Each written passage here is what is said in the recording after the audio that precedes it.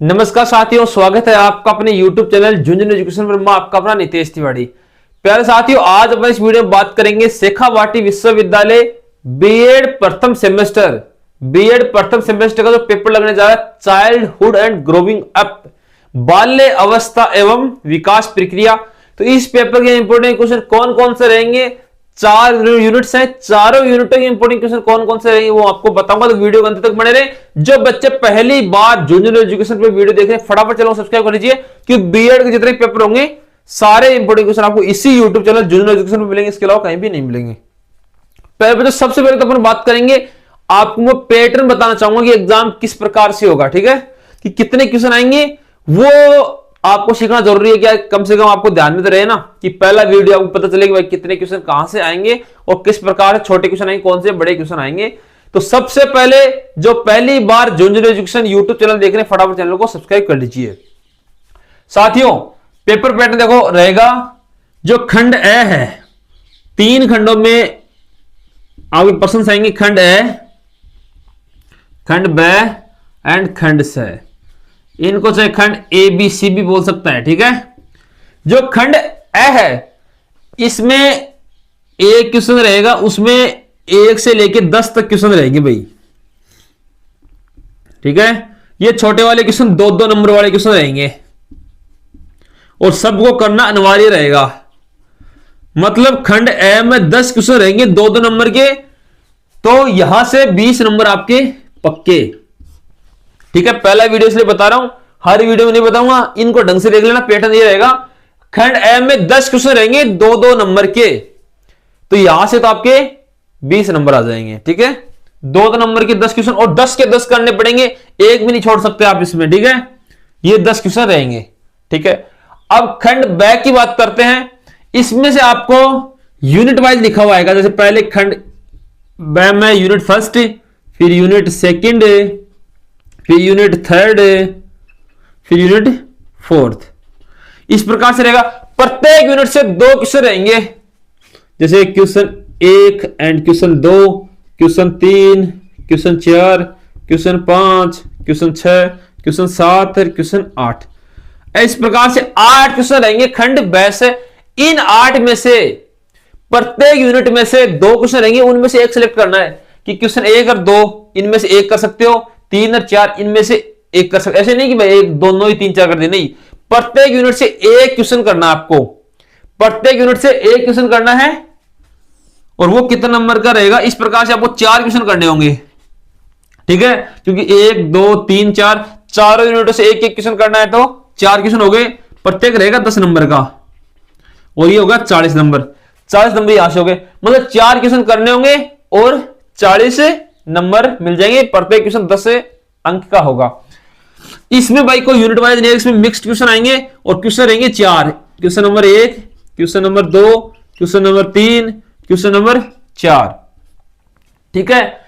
इसमें से 4 क्वेश्चन रहेंगे, 4 क्वेश्चन इसमें रहेंगे।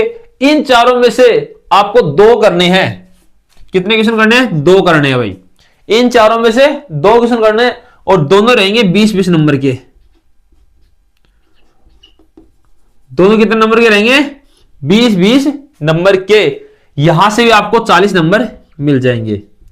अब देखो, 40 यहां से मिल गए, 40 यहां से मिल गए, 80, और सॉरी ये 2-2 नंबर के 10 क्वेश्चन है, तो यहां पे 2 × 10, यहां से 20 नंबर। इस प्रकार से आपका 100 नंबर का कंप्लीट पेपर हो जाएगा प्यारे बच्चों, ठीक है। लिख लो इस पैटर्न को, एक बार आराम से इस पैटर्न को लिख लीजिए। थोड़ा ध्यान में होना चाहिए कि पेपर किस प्रकार से होगा आपका, ठीक है। इस प्रकार से आपका 100 नंबर का एक पेपर रहेगा, जिसमें से मिनिमम मार्क्स से पास होने के लिए आपको 40 नंबर चाहिए भाई। पास होने के लिए 40 नंबर आपको चाहिए। इस प्रकार से ये पेपर पैटर्न रहेगा। लेकिन आपको कई बार ऐसे देखने को मिलेगा कि मान लो आपकी मार्कशीट में लिखा है 70 नंबर का पेपर था प्लस 30 नंबर सेशनल हो गई, ये कॉलेज से जाते हैं, ठीक है, सेशनल। इस प्रकार से भी आता है। तो 70 का जो परसेंटेज निकाल के 100 का जो परसेंटेज है, 100 में से 50 है तो उसका 50% हो गया, तो वहां पे आपको 100 में से 50 है और मार्कशीट में 70 में से 35 दिखा देगा। इस प्रकार से ये हो जाएगा। तो इस 70 नंबर का इस प्रकार से वो डिस्ट्रीब्यूशन कर लेंगे अपने हिसाब से। ठीक है, 70 + 30 हो सकता है, 30 एडिशनल आपकी जो कॉलेज से जाते हैं उनकी मैं बात कर रहा हूं इस प्रकार से। लेकिन प्रश्न मैंने बता दिया भाई कि कैसे कैसे आ सकते हैं। अब अपन बात करते हैं जो इंपॉर्टेंट क्वेश्चन है उनकी बात करेंगे। तो उनसे पहले आपको एक काम करना है कि अगर आपने अभी तक टेलीग्राम चैनल ज्वाइन नहीं किया है तो झुंझुनू एजुकेशन के नाम से टेलीग्राम चैनल है, इसको ज्वाइन कर लेना। शेखावाटी विश्वविद्यालय सारी अपडेट्स, प्रैक्टिकल फाइल, नोट्स, सारी चीजें इस पे मिल जाएगी। ये आपके लिए रामबाण उपाय रहने वाला है भाई। सब लोग ज्वाइन कर लेना इस टेलीग्राम चैनल को, झुंझुनू एजुकेशन को, फटाफट जाके। इसकी लिंक वीडियो के डिस्क्रिप्शन में हमने दे दी है। दूसरी बात, अगर आपने अभी तक इंस्टाग्राम फॉलो नहीं किया है तो नितेश_तिवारी_ झुंझुनू, दोनों के बीच में अंडरस्कोर है भाई, जो स्पेस आता है नीचे वाला, नितेश तो झुंझुनू और झुंझुनू एजुकेशन, ये 2 अकाउंट्स है। इन दोनों को फॉलो कर लेना। इन पे शेखावाटी विश्वविद्यालय संबंधित कोई भी समस्या है, कुछ भी पूछना तो आप लोग वहां कमेंट कर मैसेज कर सकते हो। और अगला वीडियो किस पेपर के इंपॉर्टेंट क्वेश्चन का चाहिए वो भी आप वहां पे मैसेज कर सकते हो। बस फॉलो कर लेना भाई, सब लोग फॉलो कर लीजिए। चलो बात करते हैं यूनिट फर्स्ट की। यूनिट फर्स्ट में पहला क्वेश्चन है प्यारे साथियों, वो देखेंगे कौन सा रहेगा। वो है शिक्षा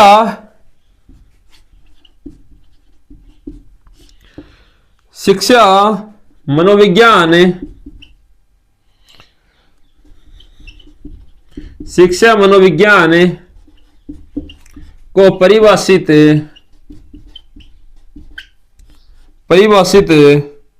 कीजिए।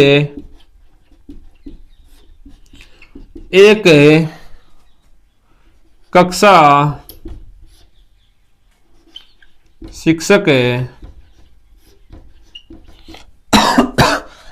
शिक्षक के लिए इसके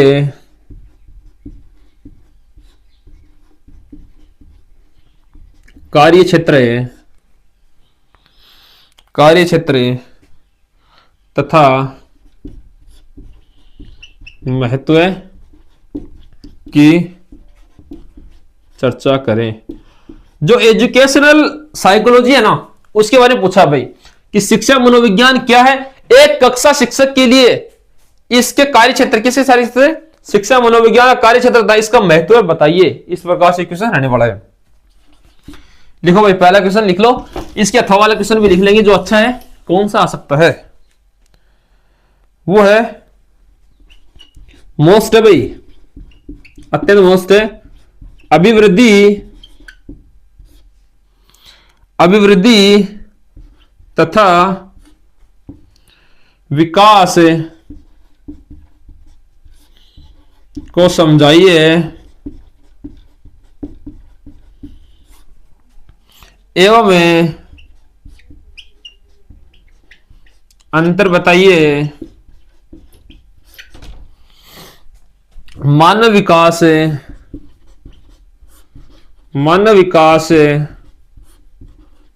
को नियंत्रित या नियंत्रित करने वाले सामान्य सिद्धांतों की व्याख्या करें। पहले बच्चों मैं आपको एक चीज बताऊंगा, आप लोग मैं जो बोल रहा हूं उस पर ज्यादा ध्यान देना, लिखने को जाए, क्योंकि मैं बोल के जो पॉइंट बता रहा हूं ना, इस प्रकार से ये हो सकता है, वैसे देखना है। तो देखो, इसमें अगर ये नियंत्रित वाला क्वेश्चन भी नहीं आए तो यहां से क्वेश्चन पूछ लेगा कि मानव जो अभिवृद्धि है एवं विकास है उनमें अंतर स्पष्ट कीजिए। ये 2 नंबर में पूछ सकता है और निबंधात्मक भी आ सकता है। तो इसको ढंग से पढ़ लेना, अभिवृद्धि तथा विकास में अंतर है। ये क्वेश्चन अच्छा है, छप सकता है भाई, अभिवृद्धि तथा विकास में अंतर। पहला क्वेश्चन यहां पे कंप्लीट होता है भाई। दूसरा है, वो है जीन पियाजे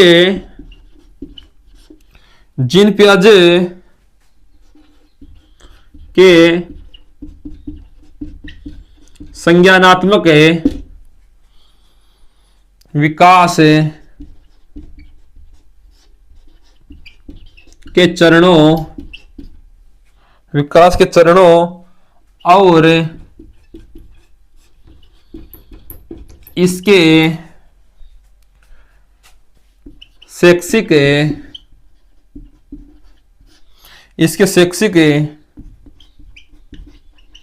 निहितार्थों का आलोचनात्मक परीक्षण कीजिए। ठीक है, देखो या तो ऐसे पूछेगा कि जो जिन पियाजे है उनके संज्ञानात्मक विकास के चरणों तथा इसके शैक्षिक निहितार्थों का आलोचना परीक्षण कीजिए, या ऐसे पूछ लेगा कि जिन पियाजे के संज्ञानात्मक विकास के सिद्धांत को समझाइए। ठीक है, विकास के सिद्धांत को समझाइए, इस प्रकार से भी पूछ सकता है फिर बच्चों। ठीक है, लिखो इसको, जिन पियाजे का सिद्धांत याद रखना भाई, बात इतनी सी है, जिन पियाजे का सिद्धांत आपको याद रखना है। क्वेश्चन दोनों तरीके से कैसे भी चेंज कर सकता है, लेकिन आंसर तो एक ही रहने वाला है, इसलिए इसको आप लोग समझोगे। लिखो, जिन जिन पियाजे के साथ ही जो इसके एटॉमिक क्वेश्चन बन रहा है वो आएगा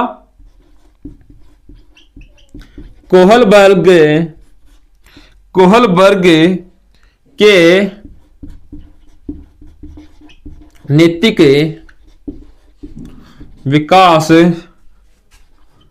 के सिद्धांत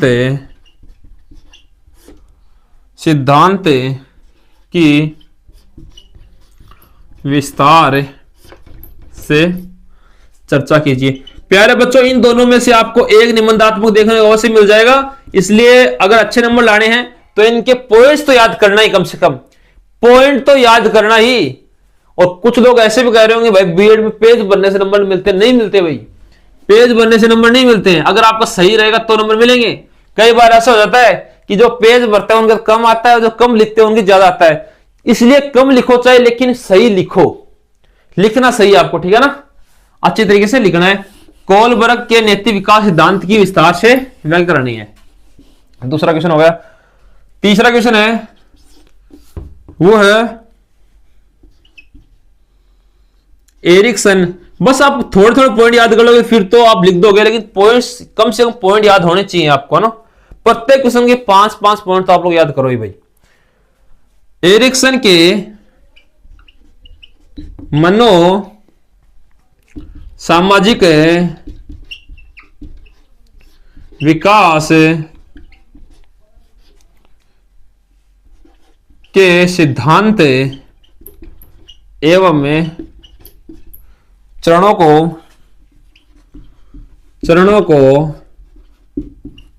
समझाइए। इसके अथवा वाला क्वेश्चन क्या बनेगा, चरणों को समझाइए भाई। लिखो इसको,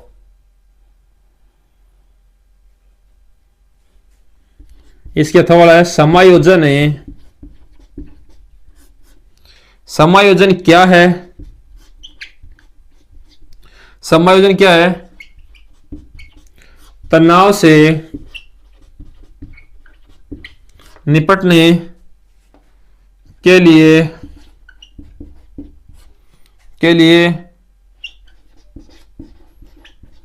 व्यक्तियों द्वारा उपयोग किए जाने वाले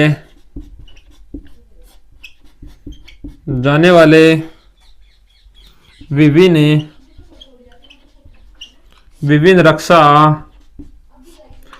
रक्षा तंत्रों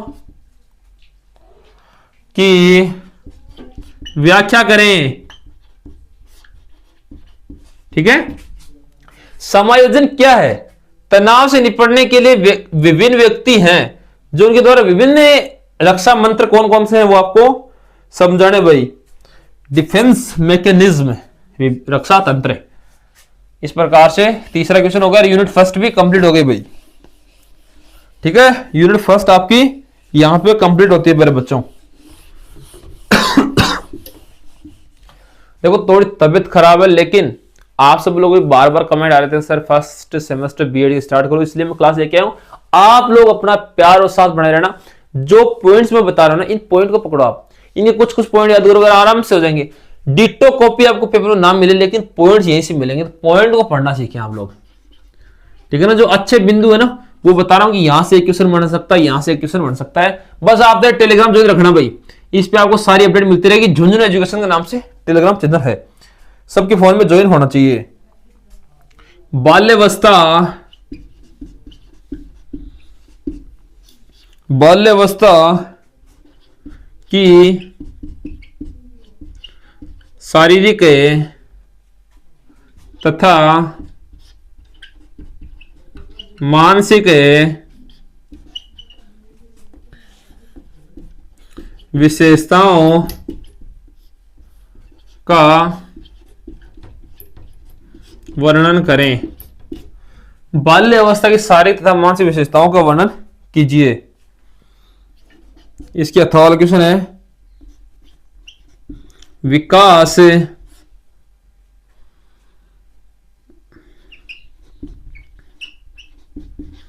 आनुवांशिकता और पर्यावरण का परिणाम है, परिणाम है। इस कथन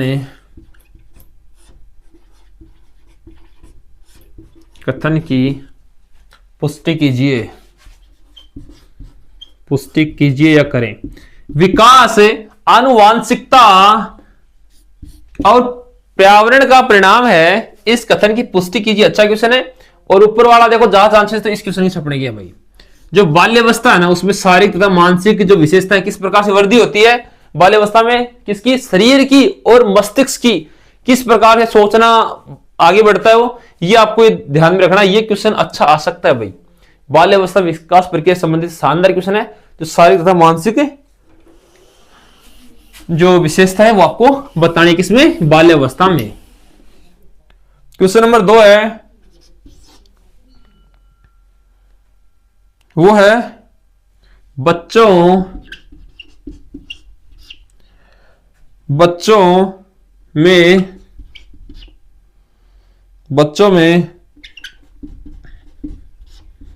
भाषा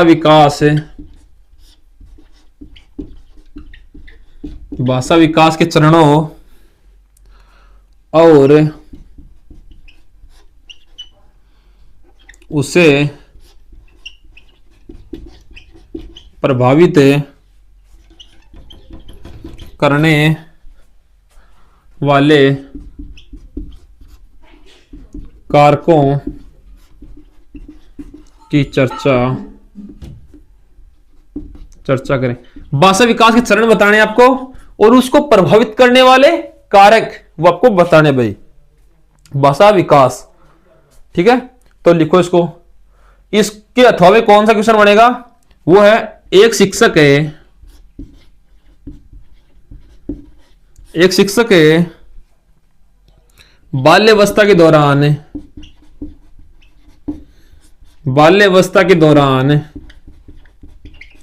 एक शिक्षक बाल्यावस्था के दौरान कल्पना तथा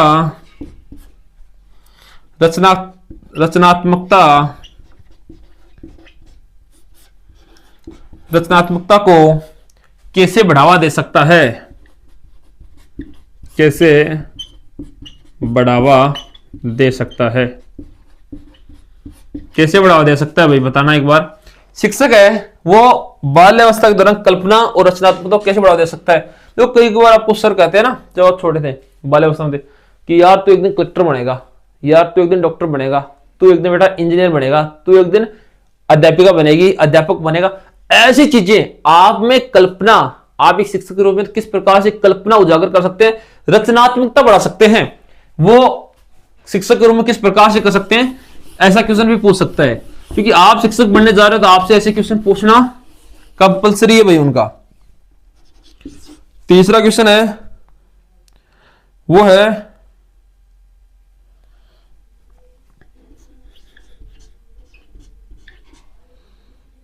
सिगमंड फ्रायड के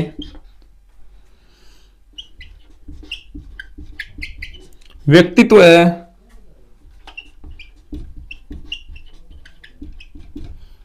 मनोविश्लेषणात्मक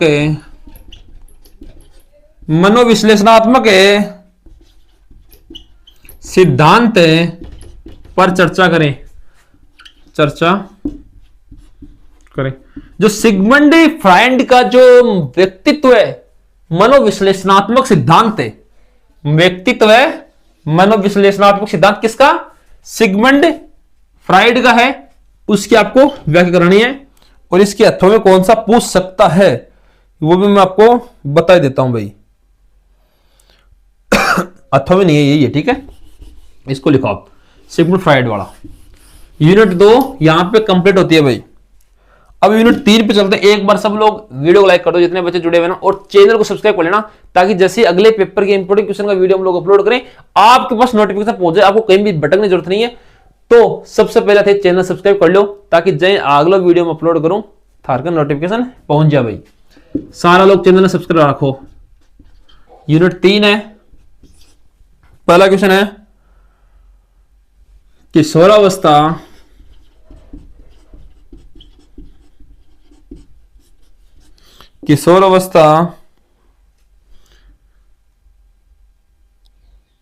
क्या है? इसके विकास की प्रक्रिया समझाइए, विकास की प्रक्रिया बताइए एवं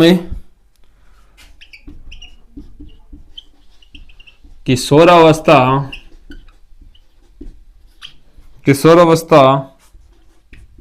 को तनाव और तूफान की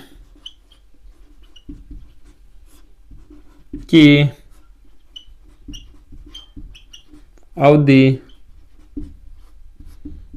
क्यों कहा जाता है?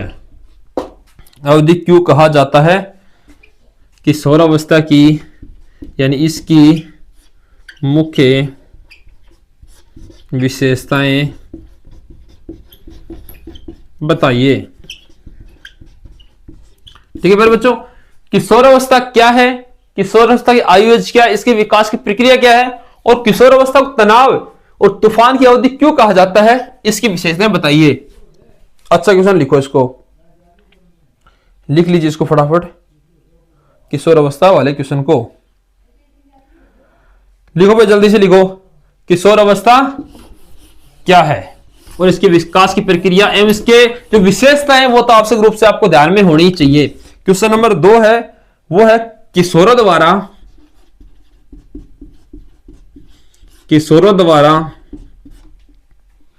सामना की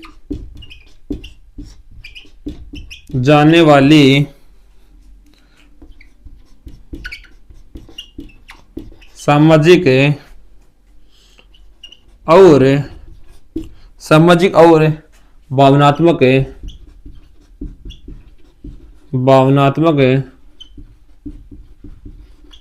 भावनात्मक चुनौतियों की व्याख्या कीजिए, की व्याख्या करें।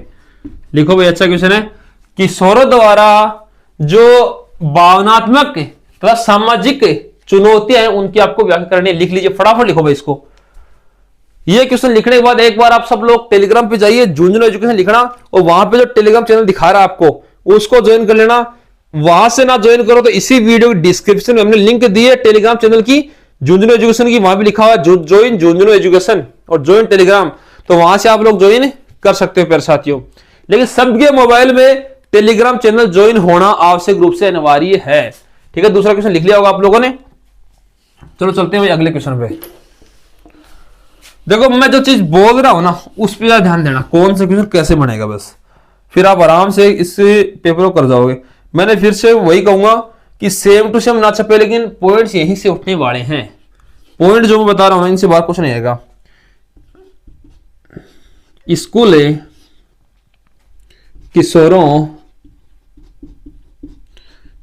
किशोरों में सोचने स्कूल किशोरों में सोचने और तर्क करने की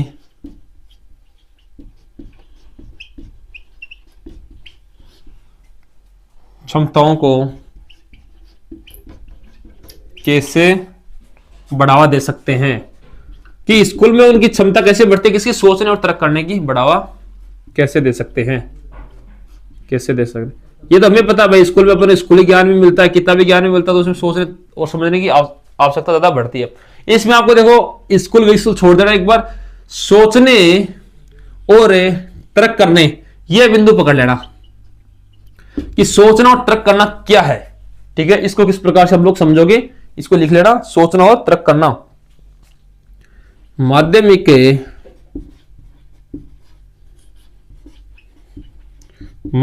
विद्यालयों में मार्गदर्शन और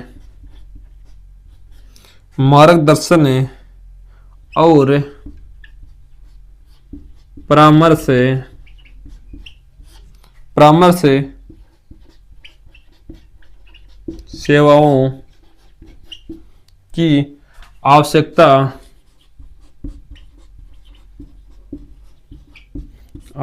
तथा महत्व पर चर्चा करें।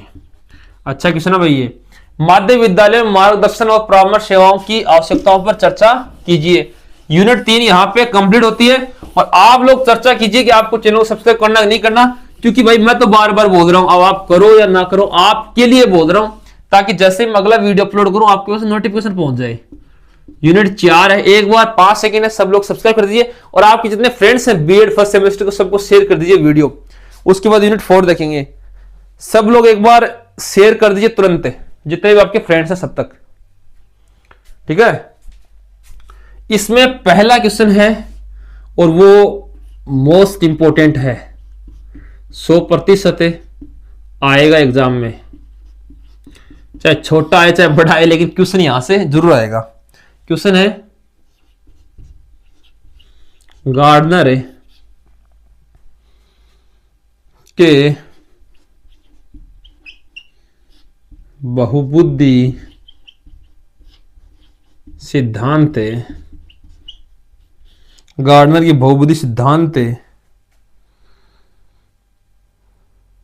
एवं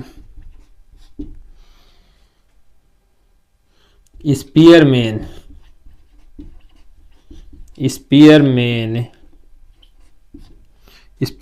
के द्विकारक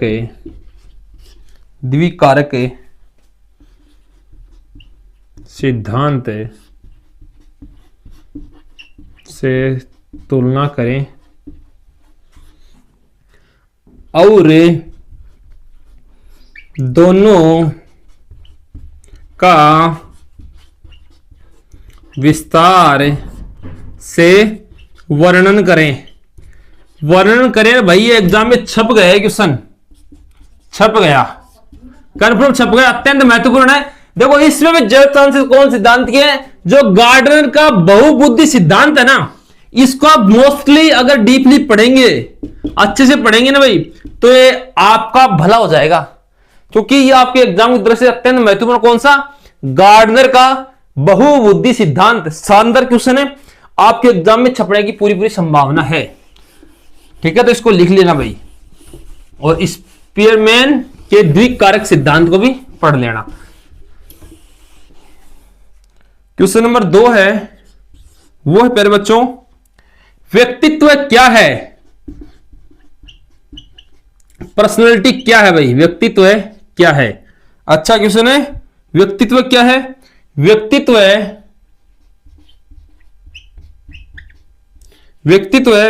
मूल्यांकन के लिए उपयोग की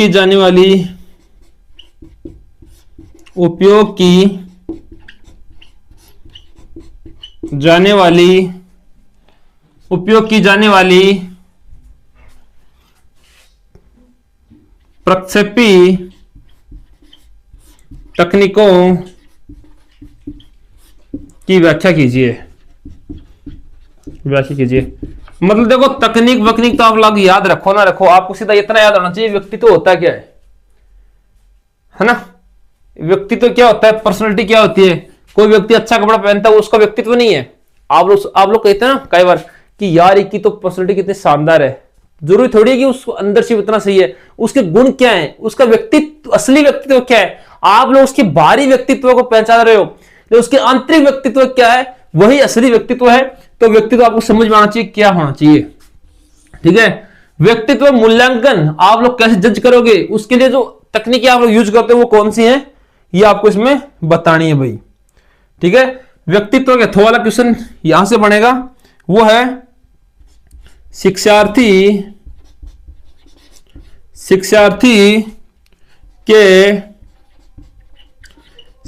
के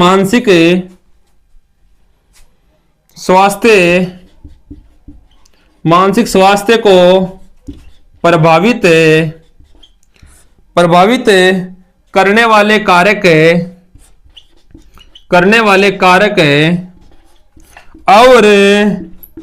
करने वाले कारक और इसे बनाए रखने के लिए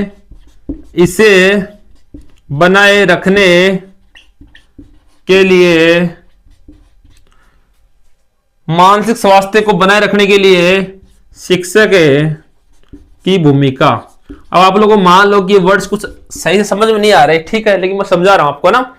शिक्षार्थी के मानसिक स्वास्थ्य को प्रभावित करने वाले कारक और मानसिक स्वास्थ्य को बनाए रखने के लिए एक अच्छे शिक्षक की भूमिका क्या है, इस प्रकार से क्वेश्चन यहां पे बनेगा, ठीक है। इस प्रकार से तीसरा क्वेश्चन है, ये छप गया भाई, ये भी छप गया। पहला और तीसरा क्वेश्चन इस यूनिट में छप गया, दोनों क्वेश्चन अच्छे क्वेश्चन है, इंपॉर्टेंट रहने वाले हैं, क्योंकि शानदार है तभी मैं कह रहा हूं कि छप गए भाई। इसमें रहेगा बुद्धि लब्धि, जिसको अपन आईक्यू बोलते हैं। आप लोग कई बार कहते हो कि यार तेरा तो आईक्यू लेवल 0 है, तेरा तो आईक्यू लेवल हाई पावर को है, इस प्रकार से ना आईक्यू लेवल की अवधारणा और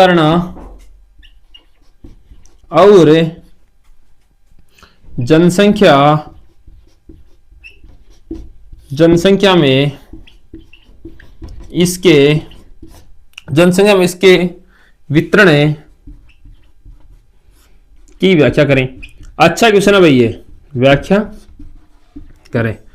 बुद्धि लब्धि आईक्यू की अवधारणा क्या है, आईक्यू होती क्या है, जनसंख्या के आधार पर इसका वितरण किस प्रकार से है, कि कुछ लोगों की आईक्यू ज्यादा होती है, कुछ लोग कम होती है, तो क्वेश्चन आपको बताना है। अच्छा क्वेश्चन है, बुद्धि लब्धि वाला, छप सकता है एग्जाम के अंदर, तो इसको पढ़ लेना भाई।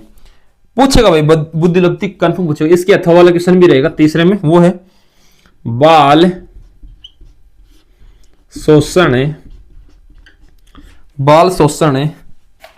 के मनोवैज्ञानिक प्रभाव, बाल शोषण के मनोवैज्ञानिक प्रभाव और ऐसे मामलों से निपटने में